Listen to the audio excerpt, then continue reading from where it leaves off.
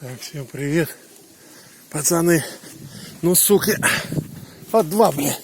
Один, блядь, просто головастик. Один это, козлы, сука.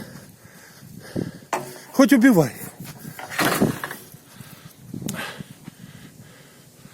А гривушка уже еле видно, блядь. Одна за всех отдувается. О, козлы, падлы. Эскадрилья. Сегодня ветерок. Так посчитал я. 18 штук у меня, короче, их уже.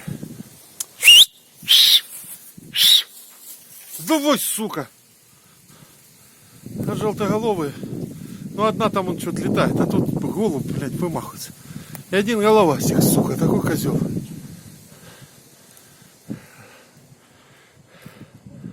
Так что, ну, ветерок для них сильноват. Сейчас для бабочек самое то.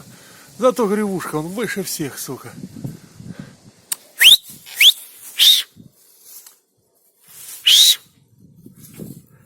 Давайте, твари, полетайте. Наперед проходят, но ничего. Пусть проходят.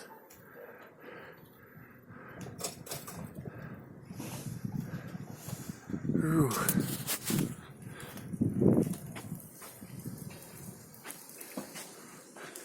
Ты что, решил меня задымить? Задымить решил? Конечно. Сейчас ветер повернется весь сюда.